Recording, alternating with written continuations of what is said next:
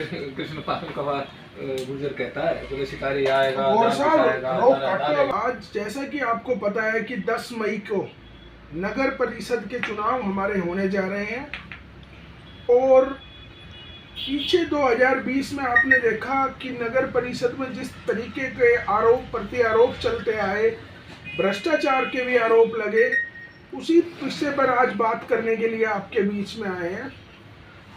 भाजपा सरकार कहती है कि हम जीरो टॉलरेंस की सरकार है और हमारी सरकार में कोई भ्रष्टाचार नहीं होता, न किसी भी ऐसे आदमी को हम किसी भी टिकट का वितरण नहीं करते कि जिसके ऊपर कोई जरा सा भी दाग लगा हो।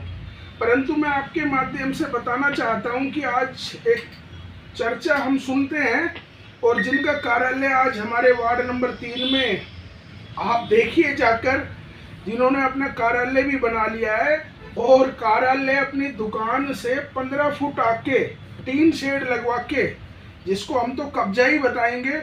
अभी तो उनको ना टिकट मिली है और ना अभी पार्टी ने उनको उम्मीदवार बनाया, परंतु आप देखिए 15 फुट और 10 फुट आके टीन गड़ा दी गई है और मेन रोड पर उस टीन का निर्माण कर लिया गया है। जिस आदमी की सोच बनने से पहले अगर ऐसी होगी तो वो क्या पब्लिक हित के काम करेगा। देखिए, विनीता पीपल जी का नाम टिकट उसमें भाजपा की तरफ से सबसे नंबर 1 पर बता रहे हैं कि चल रहा है, पर मैं आपके माध्यम से थोड़ा आज बताना बहुत जरूरी था कि देखिए 2016 को विनीता पीपल जी के नाम ये FIR दर्ज है और ये FIR सेक्शन IPC की 468, 466 और 420, जिसमें एक हमारे वार्ड की संतरा देवी जो थी, उनका देहांत 22/5/2013 को हो चुका था, परंतु उनके देहांत के बाद उनकी पेंशन मई, जून, जुलाई, अगस्त और सितंबर तक उनकी पेंशन ली गई।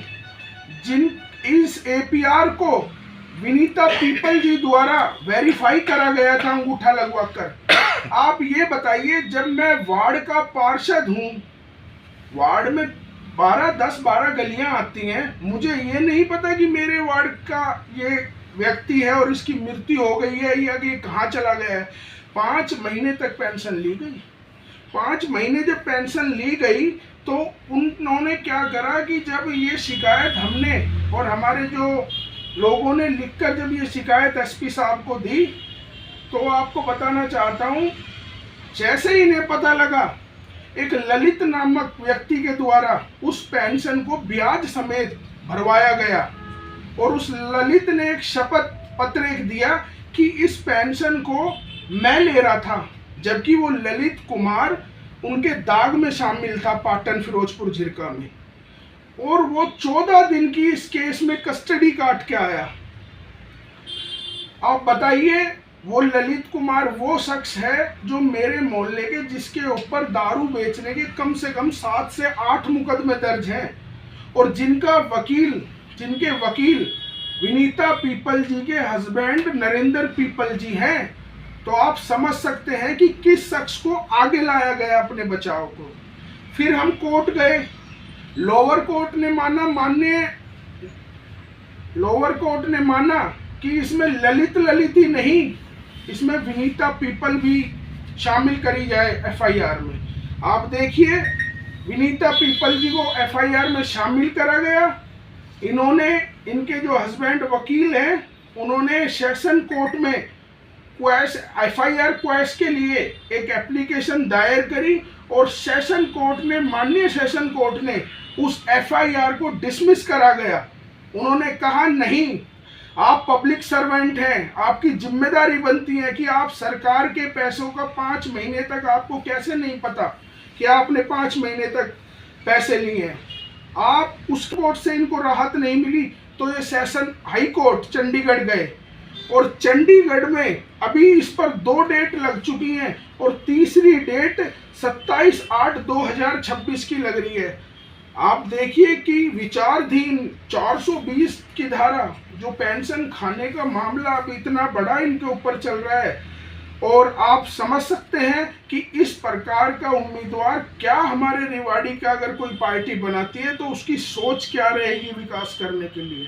तो हमारा एक जागरूक नागरिक होने के लिए भी हमारा बनता है कि हम बीजेपी को भी, भाजपा सरकार को भी बताना चाहें कि वो कहती है कि हम साफ छवि के व्यक्ति को टिकट देंगे, पर यहाँ तो अभी लंबित है मामला। ये एफआईआर की कॉपी है और ये कोर्ट के माननीय हाई कोर्ट के ऑर्डर हैं। अभी 8वें महीने में 27/8/2026 को तारीख है, पता नहीं क्या माननीय हाई कोर्ट फैसला सुनाते इसमें। तो ऐसा हमारे को चेयरपर्सन उम्मीदवार नहीं चाहिए जिसके ऊपर आरोप लगे। मेरा तो यही कहना है, देखो पार्टी को सोचना चाहिए, चुनाव आते हैं, सभी पार्टी चुनाव लड़ती है, परंतु इस तरीके के व्यक्ति को अगर टिकट दी जाएगी तो ये क्या मैसेज जाएगा। पहले ही 2020 के बाद ही इतने भ्रष्टाचार के आरोप लगे हैं कि सड़कों में से रोड ही निकल गई। अगर इस तरीके का आदमी अगर गद्दी पर आके बैठेगा तो आप समझ सकते हैं कि रेवाड़ी कितना पिछड़ जाएगी। तो मेरा तो आज मकसद यही था कि आपको बुलाकर एक बार बताऊं और आपसे आग्रह करूंगा, एक बार जाके भी देखिए। उन्होंने कार्यालय बनाया है और कार्यालय देखिए कि आज बनने से पहले ही 10-10, 12-12 फुट उन्होंने रोड पर टीन शेड गड़वा के कब्जा कर लिया है। परंतु सबको पता है, कोई कहना नहीं चाहता, पर मुझे तो लगा कि भाई मुझे कहना चाहिए, क्योंकि जो बात अगर आपने पहले ही नहीं कही तो हम बाद में क्या कहेंगे।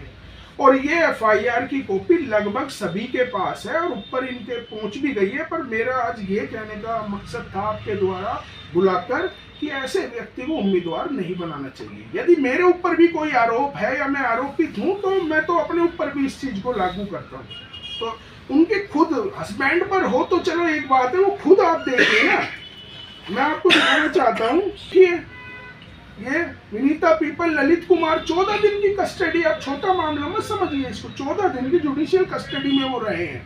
और जो ये ललित कुमार है उसने दारू बेचने का धंधा करा था। उनके जो हमने सारा उन्होंने लगा रखा है उनका आरटीआई के माध्यम से, उसमें सारे में लगभग नरेंद्र पीपल जी एडवोकेट थे ललित जी के, उनको आगे करा गया। और माननीय हाई कोर्ट पर हमें विश्वास है कि भ्रष्टाचार जो ये हुआ है, सरकारी जो खजाने का दुरुपयोग जो करा है, और हमें पता है, हमें पूरा विश्वास है माननीय हाई कोर्ट पर, इस पर हमारे फेवर में, गवर्नमेंट के फेवर में फैसला आएगा, आप देखिए। जी, प्रवीण जी कहना चाहेंगे कि आप कांग्रेस पार्टी से पार्षद हैं आप, तो टिकट को लेके क्या कुछ कहना चाहेंगे आप? देखिए, टिकट को लेकर मैं इतना कहना चाहूँगा कि सब उम्मीदवार जो भी, चाहे वो कांग्रेस से हों चाहे वो भाजपा से हों, सभी की इच्छा रहती है चुनाव लड़ने की, पर पार्टी हाईकमान जो फैसला करेगा उस फैसले का हम सम्मान करेंगे। मेरा यही मानना है। पार्टी सिंबल पर अनाउंस कर चुकी है, हम सिंबल पर लड़ाएंगे। पिछली बार भी चेयरपर्सन का चुनाव सिंबल पर लड़ाया था। हमारे नेता कैप्टन अजय सिंह यादव जी हमारे आदरणीय हैं, जैसा वो फैसला करेंगे हम उस फैसले के साथ हैं। और पार्टी अगर सिंबल पर चुनाव लड़ाएगी तो जो पार्टी का फैसला होगा हमें स्वीकार। दो व्यक्ति वार्ड का चेयरमैन रह लिया और उसके बाद 2020 में वो चुनाव लड़ी पार्षदी का, उनको मैंने इतने मार्जिन से चुनाव हराया, मैंने नहीं, मेरे वार्ड की जनता ने उनको इतने मार्जिन से चुनाव हराया कि उनकी आधी वोट भी उनको नहीं मिल पाई। तो आप समझ सकते हैं कि वार्ड के लोगों ने समझ लिया था और उसके बाद ये मामला उजागर हुआ है। वार्ड के लोगों ने उनको नकारने का काम करा था, 850 वोटों के मार्जिन से उनको चुनाव हराया था मैंने। और आज भी ये स्थिति है, जो आदमी चेयरपर्सन होने के बाद अपने वार्ड के लोगों को संतुष्ट ना कर पाए, अपने वार्ड में विकास नहीं करा पाए, तो वो आदमी रेवाड़ी का कैसे विकास करेगा। आप समझ सकती हैं उनकी जो मंशा है। मैंने मंशा दिखाने के लिए आज इस प्रेस कॉन्फ्रेंस आपके रिक्वेस्ट करके आपको मैं बता रहा हूँ। इसी वजह से मैं आप बार बार यही कह रहा हूँ, पहले ही जो काम हो जाए वो ठीक है। ऐसा आदमी आना चाहिए जो किसी पार्टी से है, साफ छवि का आदमी और रेवाड़ी का डेवलपमेंट करे।